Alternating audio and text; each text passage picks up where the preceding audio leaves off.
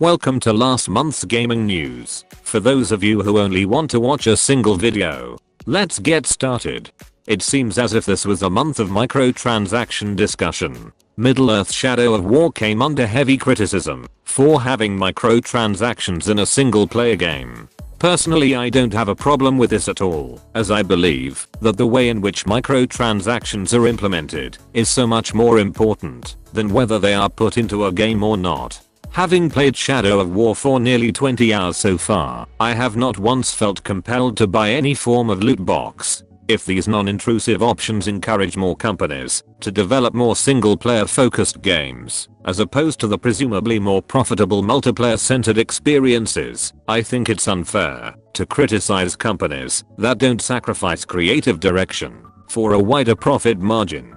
After all, loot boxes in single-player games are not the real public enemy here. Activision was recently granted a patent that is essentially another form of matchmaking. However, as opposed to matchmaking on the basis of skill or levels of latency, this patent proposed the use of in-game item sales to match players. What this means is that people who buy a new weapon for real-world currency, for example, are more likely to be matched with players of a lower skill level. This is designed to serve two functions. The first being that it is meant to encourage the lower skilled players to want to buy the same weapon that is killing them several times a match, but it is also to make the buyer of the weapon feel good after their purchase by rewarding them with easier matches. It is these types of microtransactions we collectively need to be against, and not the ones that can be ignored altogether. The scariest part of this patented system is that not only is it essentially a pay-to-win model, but players will never know that they're being manipulated. Sledgehammer Games representative Michael Condrey stated on the issue that this system is not featured in COD World War II.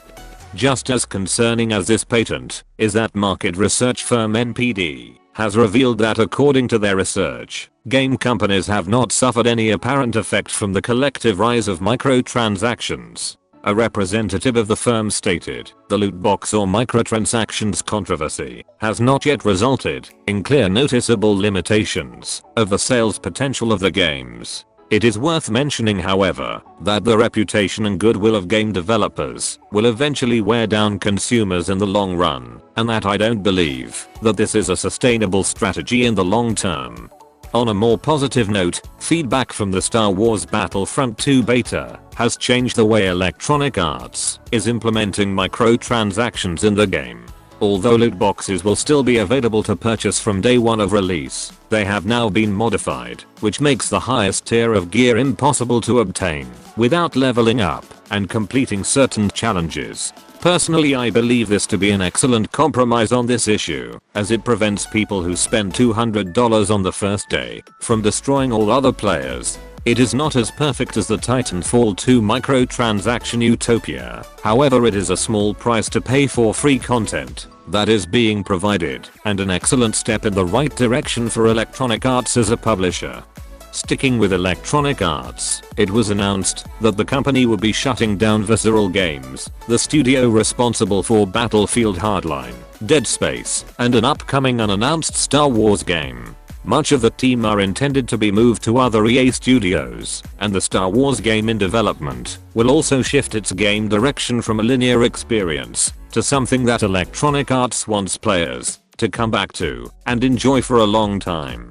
This sounds like EA wants to shift its focus to an open world experience, however this is entirely speculation. As much as microtransactions and negative news stories have dominated this month, there is an issue that I believe to be far more menacing that will likely affect every single person watching sooner or later. That being that the American Federal Communications Commission is expected to announce plans to abolish net neutrality rules the day before Thanksgiving.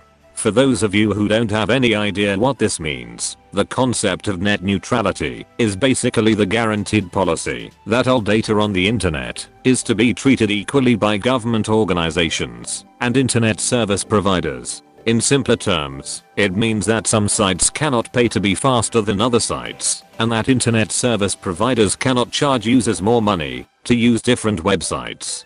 What this does is ensure that smaller and often more creative companies, artists, and professionals are able to compete on an even playing field next to the bigger and more established brands. It can be understood that having an environment where competition can thrive will always be better for consumers than one where it is stifled. This image is from a Portuguese internet provider, a country that does not have net neutrality. As you can see, it looks alarmingly like microtransactions in real life. The most concerning thing about this whole situation is that only a small handful of people actually want these changes to go through, and although it would make a tiny group of people a whole lot richer, it would also fuck over 300 million Americans immediately, and very likely billions more people, as the rest of the world follows the most influential nation in the Western world. The fact that the vote is expected to take place the day before an American national holiday is enough to point out that this shit is more fucked up than anything a money-hungry video game company could ever produce, because if you don't want to buy a game, then no one is going to make you. However, access to the internet acts as an empowering tool to enrich our modern day quality of life. It is the reason I'm able to do what I genuinely love as a job.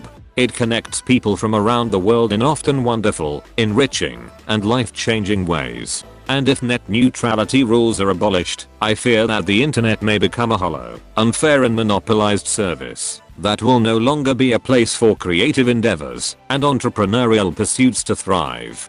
This has been the gaming-related news for October 2017. All relevant links are in the description. But until next time, have fun and embrace the bullshit. 2 + 2 is 4. -1, boom, that's free, quick maths. 2 + 2 is 4. Boom, boom, boom, -1, skip it, that's free, quick maths.